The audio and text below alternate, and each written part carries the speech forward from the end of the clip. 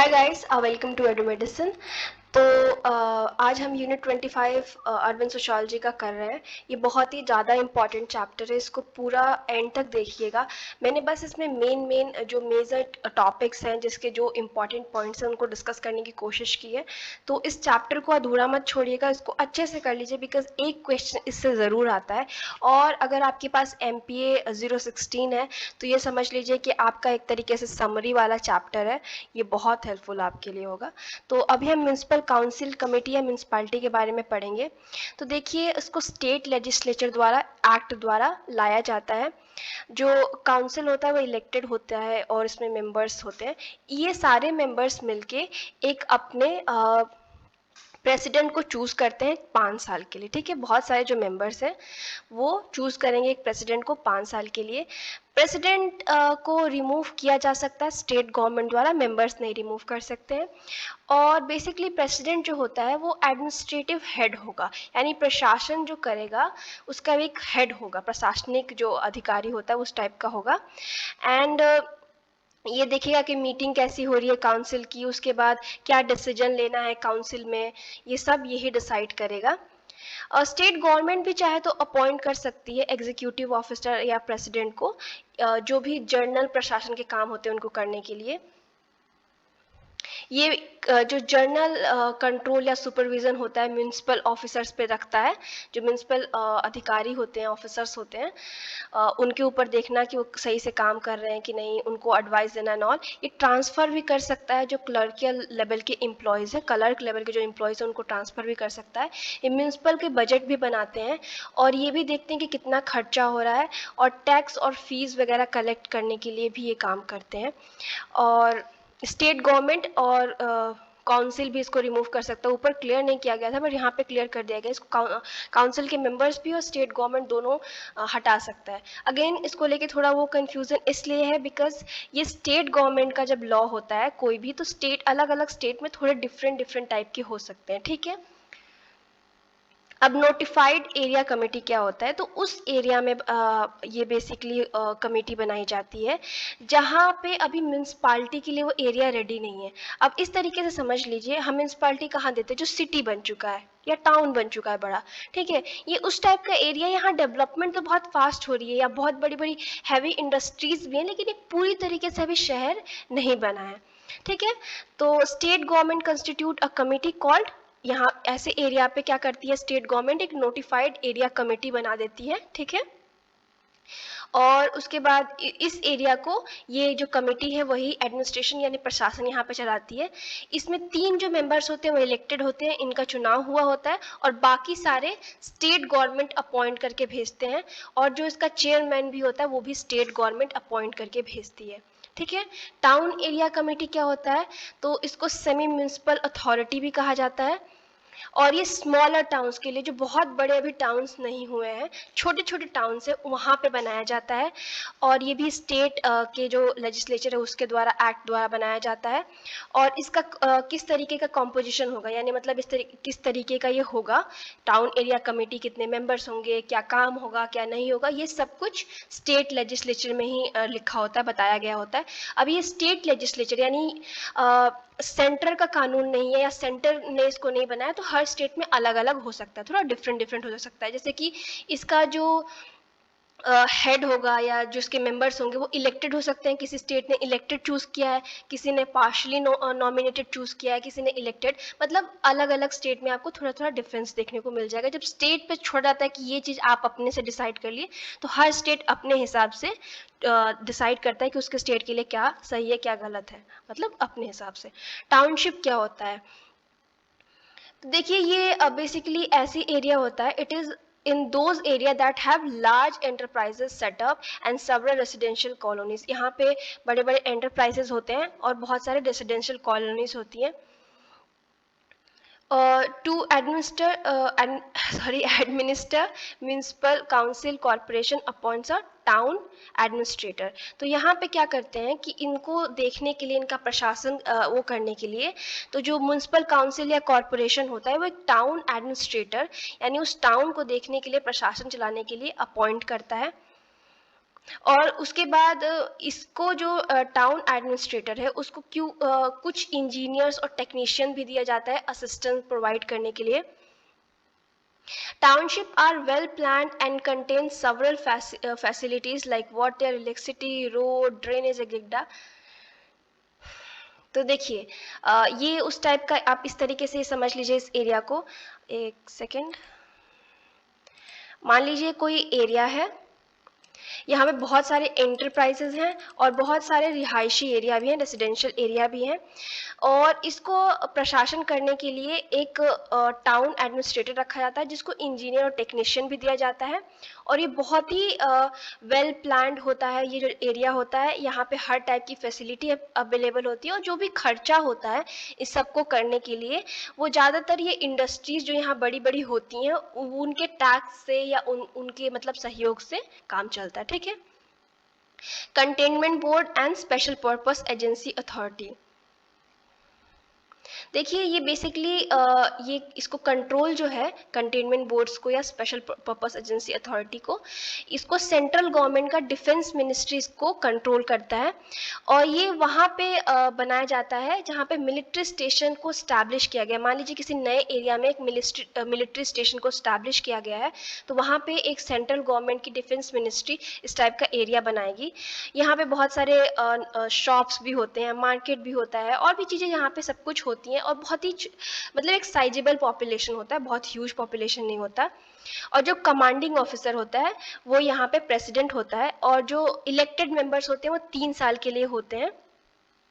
और जो nominated members है, मान लीजिए कि जो काम करेंगे, देखेंगे वहाँ का प्रशासन वगैरह, वो जब तक ऑफिस में वहाँ पे काम कर रहे हैं उस एरिया में, मतलब मान लीजिए कि ये उस एरिया में होता है जहाँ मिलिट्री का वो है, ठीक है।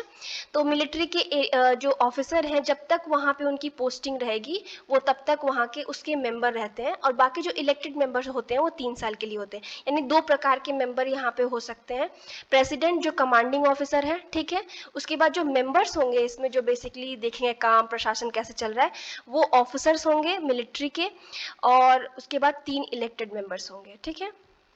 सिंगल पर्पस एजेंसी बेसिकली एक एक्ट के द्वारा हम इसको लाते हैं, और सिंगल पर्पस एजेंसीज के नाम से ही हमें पता चल जाता है कि एजेंसी तभी आती है जो हमें कोई एक काम, कोई एक पर्पस को फुलफिल करना होता है। जैसे कि हाउसिंग बोर्ड है, चाहे इम्प्रूवमेंट ट्रस्ट है, तो ये इसका काम क्या है? अगर मान लें हम हाउसिंग बोर्ड का काम है कि प्रॉब्लम देखिए कि हाउसिंग की कैसी है, उसके बाद ये हर स्टेट में इस टाइप की एजेंसीज बनाई जाती हैं कि देखा जाए कि वहाँ ये जो housing and urban development corporation है ये सेंट्रल लेवल पे होता है, और बेसिकली इसका काम ये है कि देखना कि प्रॉब्लम क्या है हाउसिंग के, मतलब कोई भी घर है उससे रिलेटेड प्रॉब्लम्स क्या आ रही हैं, उसके बाद एडवाइस करना गवर्नमेंट को किस तरीके से हाउसिंग की जो समस्या है उसको सॉल्व कर सकते हैं, अर्बन डेवलपमेंट कैसे कर सकते हैं। और ज़्यादातर यहाँ पे जो मेंबर्स होते हैं वो लोअर इनकम ग्रुप से होते हैं जो कम धन अर्जित करते हैं, और जो फंड है वो सेंट्रल और स्टेट गवर्नमेंट दोनों इसको देती है। देन है इम्प्रूवमेंट ट्रस्ट, बेसिकली सिटी का जो डेवलपमेंट हो, विकास हो, उसको प्रमोट करती है। उसके बाद इसको एक्ट द्वारा लाया गया है, तो जो इसके पावर है, जो इसकी शक्तियाँ, जो फंक्शन है, इसका कार्य करने का तरीका वगैरह वो सब कुछ एक्ट में बताया गया है। और जो इसका चेयरमैन होता है वो नॉमिनेटेड होता है स्टेट गवर्नमेंट के द्वारा, राज्य सरकार द्वारा। और मल्टी फंक्शनल डेवलपमेंट एजेंसी है, मतलब बहुत लेवल पे देखती है कि क्या क्या डेवलपमेंट होगा, किस तरीके से होगा, मतलब बहुत आर्थिक, सामाजिक, इस तरीके से मल्टी लेवल पे। एंड उसके बाद जो डिफरेंट जो कोऑर्डिनेटिंग रोल्स हैं, चाहे जो भी गवर्नमेंट की जो डिफरेंट बॉडीज़ हैं, क्योंकि जिस तरीके से ये मल्टी फंक्शनल है तो बहुत सारे अलग अलग मिनिस्ट्रीज़ हैं, उन सबको एक रूफ के अंदर लाती है और कोऑर्डिनेशन में काम करती है। इसका एग्जाम्पल हो सकता है दिल्ली डेवलपमेंट एजेंसी DDA इन 1957, ठीक है, बनी थी तब। अगर हम म्यूनसिपालिटी की फंक्शंस की बात करें तो ये रहा इसके फंक्शंस, आपके स्क्रीन पे दिख रहे होंगे, मैं थोड़ा एक्सप्लेन भी कर देती हूँ। तो बेसिकली इनका काम होता है अर्बन प्लानिंग और टाउन प्लानिंग। अर्बन प्लानिंग यानी शहरों का प्लानिंग करना, तो शहरों का प्लानिंग करना मतलब क्या कैसे होगा, किस तरीके से काम करेगा, आर्थिक, सामाजिक, राजनीतिक, बहुत तौर पे। और टाउन प्लानिंग इसमें स्पेशली लिखा गया है। टाउन प्लानिंग मतलब कि एक तरीके से कहाँ पे क्या होगा, एक तरीके से डिज़ाइन करना, ठीक है, टाउन्स इन ऑल को भी, मतलब अर्बन से लेके टाउन तक। उसके बाद किस तरीके से लैंड जो ज़मीन है, ज़मीन आपको पता है कि हमारा जो संसाधन है वो कितना कम है, अगर हम उसका सही तरीके से प्रयोग ना करें तो बाद में हमको दिक्कत हो सकती है, और अभी हो भी रही है। तो उसको देखना कि वो सही तरीके से यूज़ हो रहा है कि नहीं, किस तरीके से जो कंस्ट्रक्शन हो रही है बिल्डिंग की वो सही से हो रही है कि नहीं। फिर उसके बाद प्लान करना, आर्थिक और सामाजिक डेवलपमेंट किस तरीके से करना है, ठीक है। रोड और ब्रिजेस का देखना कि रोड सही से बन रहे हैं, ब्रिजेस तो नहीं मतलब ख़राब हैं, या उनको डेवलप करना, ट्रैफिक को कम से कम किया जाए, स्मूथ किया जाए लाइफ की। वाटर सप्लाई जो है डोमेस्टिक यानी घर पे सही से जा रही है, इंडस्ट्रियल कमर्शियल लेवल पे सही से है कि नहीं। उसके बाद पब्लिक हेल्थ देखना। उसके बाद जो सॉलिड वेस्ट है, हमारे घर से कूड़ा कचरा निकल रहा है, इंडस्ट्रीज से निकल रहा है, इन्वायरमेंट को बचाना और इन वेस्ट को किस तरीके से क्या करना है वो भी देखना। उसके बाद फायर सर्विसेज को देखना। उसके बाद जो अर्बन मतलब शहरों में जो फॉरेस्ट है या इन्वायरमेंट है या जो इकोलॉजिकल एस्पेक्ट है उसको प्रोटेक्ट करना, ठीक है। बेसिकली हमारे ग्रीनरी को मेंटेन वगैरह रखना, जो ग्रीन है हरा है उसको हरा भरा रखना, फॉरेस्ट को प्रोटेक्ट करना बिकॉज कोई ख़राब ना कर दे या कोई इस तरीके से। वीकर सेक्शन जो है सोसाइटी का, समाज का जो डिसएडवांटेज ग्रुप है उसको, चाहे वो हैंडीकैप्ड हो या मेंटली इसको प्रॉब्लम है, उनका भी इंटरेस्ट, उनकी भी जो नीड है उनके बारे में ध्यान देना। उसके बाद स्लम का इम्प्रूवमेंट करना और उनको सिचुएशन को थोड़ा बेटर करना, गरीबी को हटाना। उसके बाद पार्क, गार्डन्स, प्लेग्राउंड्स, ऐसी फैसिलिटीज़ उपलब्ध कराना शहरों में जो कि बहुत ही ज़्यादा ज़रूरी है। उसके बाद प्रमोशन करना कल्चरल, एजुकेशनल, एस्थेटिक एस्पेक्ट का, यानी जो कल्चर है, एजुकेशन, उसको प्रमोट करना समाज में। उसके बाद जहाँ पे भी बॉडीज़ जो डेथ के बाद बॉडीज़ को हम जिस भी कल्चर से बिलोंग करते हैं, हर कल्चर में बॉडी को अलग अलग तरीके से डिस्कार्ड किया जाता है। तो बहुत लोग इलेक्ट्रिक फार्मूला आजकल बहुत यूज़ किया जा रहा है, जहाँ पे इलेक्ट्रिसिटी में डाल दिया जाता है बॉडी और ख़त्म हो जाती है। बहुत जगह पे ज़मीन में किया जाता है, बहुत जगह पे बॉडी को फायर के थ्रू जलाया जाता है। तो बहुत सारे तरीके हैं, तो उस सब को भी मेंटेन करना। उसके बाद जो एनिमल्स के प्रति बहुत ज़्यादा ख़राब बिहेवियर होता है, चाहे जहाँ भी इस टाइप की सिचुएशन है उनको देखना। उसके बाद बर्थ, डेथ और ये सब जो स्टैटिक्स होते हैं उनका रजिस्ट्रेशन एंड ऑल देखना। फिर street light, parking lot, bus stop, public जो भी चीज़ें होती हैं इन सबको भी देखना। उसके बाद जहाँ पे बेसिकली हम मीट्स वगैरह लेते हैं, जो स्लॉटर हाउसेस होती हैं उनका देखना कि सही तरीके से वो स्टैंडर्ड फॉलो कर रहे हैं या नहीं। उसके बाद अगर हम बात करें organisational structure for urban planning at local level, ठीक है। तो मेट्रोपॉलिटन प्लानिंग कमेटी की हम बात करें तो ये मेट्रोपॉलिटन एरिया यानी बड़े बड़े महानगरों के बारे में डेवलपमेंट की, उसके विकास के प्लान बनाती है। इसके 2/3 जो मेंबर होते हैं वो इलेक्टेड होते हैं, यानी चुनाव द्वारा उनको चुना होता है, जनता द्वारा जिनको चुना गया होता है। उसके बाद डेवलपमेंट के जो भी ये प्लान बनाएंगे, विकास के जो भी प्लान बनाएंगे, उनको ये सब चीज़ें दिमाग में रखनी पड़ेंगी जो आपके स्क्रीन के ऊपर आ रही है। आई एम सॉरी, बहुत फंबल कर रही हूँ। तो जो भी प्लान्स प्रिपेयर किया जाएगा या तो म्यूनसिपैलिटी या पंचायत द्वारा, वो कॉमन इंटरेस्ट का होना चाहिए, ठीक है। मतलब बिटवीन टू, इन दोनों म्यूनसिपैलिटी या पंचायत का जो भी आप प्लान कर रहे हैं, ठीक है, इन दोनों के कॉमन इंटरेस्ट का होना चाहिए। शेयरिंग रिसोर्स, मतलब गांव शहर जो रिसोर्सेज जो संसाधन उसका शेयरिंग होना चाहिए। और एक तरीके से integrated development of infrastructure and environment conservation करना चाहिए। अब यहाँ पे कहना क्या चाह रहे हैं, म्यूनसिपैलिटीज़ आपको जिस तरीके से पता है, या पंचायत, जो म्यूनसिपैलिटीज़ है वो शहरों के लिए और पंचायत गाँव के लिए होता है। तो यहाँ पे बोल रहा है कि ऐसी प्लानिंग हो कि जो इंफ्रास्ट्रक्चर है, कई बार हम शहरों की प्लानिंग करते रह जाते हैं और गांव बहुत पिछड़ जाता है, ऐसा ना हो। इंफ्रास्ट्रक्चर दोनों जगह का, अगर रोड बन रहा है तो शहरों गांव दोनों में बने, ब्रिज बन रहा है तो दोनों जगह बने। इन्वायरमेंट का प्रोटेक्शन की बात की जा रही है तो केवल गाँव में नहीं शहरों में की जाए। तो इस तरीके से जो रिसोर्सेज हैं गाँव के शहर के दोनों शेयर करें, यहाँ पे ये बात की जा रही है, ठीक है। उसके बाद ऑब्जेक्टिव क्या होगी, प्रायोरिटीज़ क्या होगी, मतलब ये गवर्नमेंट सेट करेगी, और क्या अवेलेबल रिसोर्सेज हैं, किस तरीके से उनके साथ काम करना है, ये सब गवर्नमेंट का हाथ में होगा। Urban local bodies have failed. अब ये अर्बन लोकल बॉडीज़ या म्यूनसिपालिटीज़ क्यों फेल हुई या क्यों सही प्रकार से काम नहीं कर पा रही, तो उसका मेन रीज़न है फाइनेंस की कमी। क्या होता है कि बहुत सारा टैक्स तो अर्बन लोकल बॉडीज़ को मिलता ही है, लेकिन क्या होता है कि उस टैक्स को बहुत सारा इन्हें गवर्नमेंट को देना पड़ता है, जो कि रूरल डेवलपमेंट यानी गाँव के डेवलपमेंट में लगाना पड़ता है गवर्नमेंट का। तो यहाँ पे फाइनेंस मतलब जो आर्थिक सपोर्ट है वो सही से नहीं हो पाता है। उसके बाद जो रिसोर्सेज है उसका सही प्रकार से प्रयोग नहीं हो पाता, सही प्रकार से प्लानिंग नहीं हो पाती। उसके बाद स्टेट गवर्नमेंट का बहुत ज़्यादा कंट्रोल होता है और इलेक्शन सही टाइम पे नहीं होता। ये मेन रीज़न है कि अर्बन लोकल बॉडीज़ फेल हो रही हैं। उसके बाद एक पॉइंट ये भी है कि स्टेट गवर्नमेंट को ईजी होता है कि वो मतलब आसानी से जो ब्यूरोक्रेसी, जो प्रशासन या नौकरशाह है, उनको कंट्रोल करना आसान होता है कंपेयर टू जो ये इलेक्टेड ये काउंसलर्स और ये मेंबर्स वगैरह आते हैं। मतलब जो चुनाव में जीत के जो मेंबर आते हैं उनको स्टेट गवर्नमेंट उतना कंट्रोल नहीं कर पाती जितना ब्यूरोक्रेसी को कर पाती है। तो ये भी एक रीज़न है। उसके बाद एक और रीज़न, ये भी मेजर रीज़न है कि पब्लिक का जो पार्टिसिपेशन है वो किसी भी कारण से, मतलब आम जनता का, हम लोगों का कम पार्टिसिपेशन होना, या तो हमारी नॉलेज नहीं है या हम नहीं करना चाहते, ये भी एक कारण है कि ये सब चीज़ें सही से काम नहीं कर पा रही हैं। और ये भी रीज़न है कि बहुत बार चुनाव में कोई जीत भी जाता है, मान लीजिए कोई पंचायत का मुखिया बन गया या कोई मेयर बन गया, इस टाइप कुछ भी ठीक है, मैं किसी को कमेंट नहीं करी, कोई भी।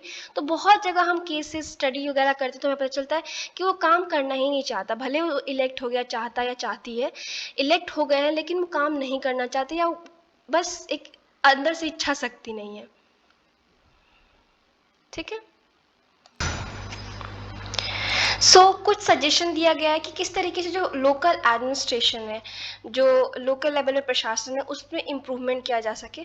तो देखिए, लोकल बॉडीज़ अगर हम बात करें तो बहुत डेमोक्रेटिक होती है, ठीक है, लोकतांत्रिक है। लेकिन क्योंकि लोगों ने डिसाइड किया है कि कौन उनका रिप्रेजेंटेशन करेगा। मान लीजिए हम एग्जाम्पल लेते हैं, म्यूनसिपालिटी चूज कर रहे हैं, इलेक्ट कर रहे हैं कि ये पर्सन हमारी मतलब जो बात है उसको आगे रखेगा। पर क्या होता है कि उनकी उतनी चलती नहीं है, जो डिसीजन है वो ज़्यादातर ब्यूरोक्रेट्स यानी प्रशासन के जो अधिकारी होते हैं, नौकरशाह होते हैं, वो लेते हैं। ठीक है।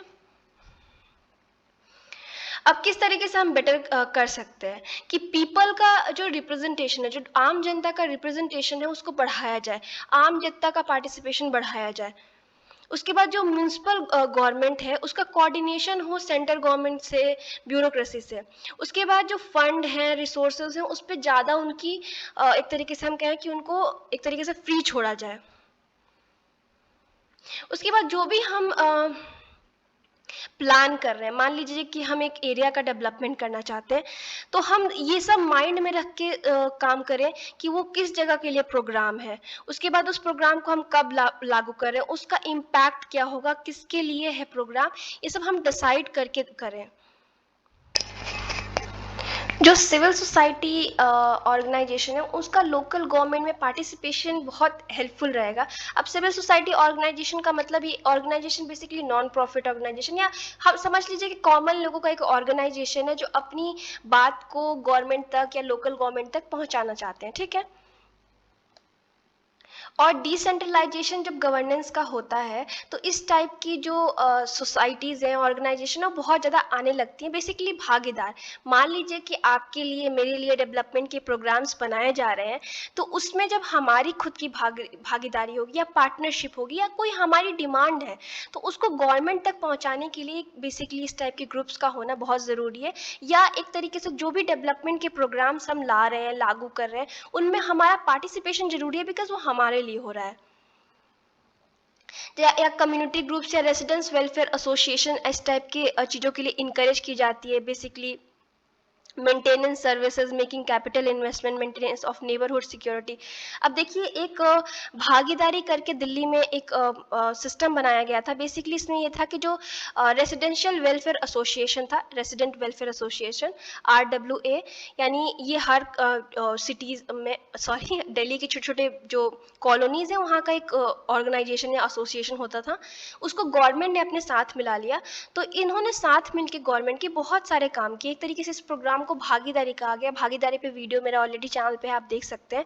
तो बेसिकली भागीदारी क्या था कि आम जनता मिली थी सरकार के साथ, उसके बाद इन लोगों ने बहुत सारी जो सर्विसेज अलग अलग कॉलोनीज में दी गई थी उसको सुधारने की कोशिश की, क्राइम से सिक्योरिटी दिलाने की कोशिश की, नेबरहुड को बेटर बनाने की कोशिश की और दिल्ली को ओवरऑल बेटर बनाने की कोशिश की, जिसको भागीदारी या पार्टनरशिप कहा गया था। तो इस टाइप की नीड हमको ज़रूरत है और भी जगह पे इस टाइप का डेवलपमेंट हो। एनजीओ आपको पता है नॉन गवर्नमेंट ऑर्गेनाइजेशन होती हैं।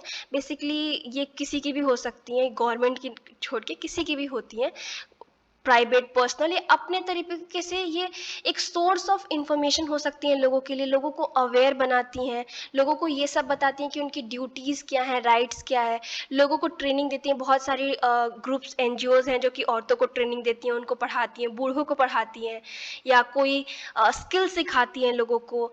उसके बाद लॉ एंड ऑर्डर को इम्प्रूव करने में हेल्प करती हैं। उसके बाद स्लम्स वगैरह है उसकी स्थिति संभालने की कोशिश करती है। ऐसी बहुत सारी एनजीओज हैं जो स्लम्स में जाके पढ़ा रही हैं, जो स्लम्स में जाके लोगों को सफाई सिखा रही हैं। तो एनजीओज अपने आप में एक बहुत ही हेल्पफुल हो सकती हैं सिटी को या अर्बन एरिया को इम्प्रूव करने में। So thank you so much, have a nice day. ये लास्ट चैप्टर था, मतलब ये चैप्टर लास्ट नहीं था, 25 का ये लास्ट पार्ट था यूनिट का। प्लीज़ चैनल को लाइक और सब्सक्राइब कर दीजिए। मैं हर वीडियो में नहीं कहती बिकॉज इरिटेशन होता है। और अपने फ्रेंड्स के साथ शेयर करना मत भूलिए। इंस्टाग्राम पे आप हमको फॉलो कर सकते हैं और टेलीग्राम ग्रुप ज्वाइन कर सकते हैं, वहाँ पे आपको नोट्स मिल जाएंगे।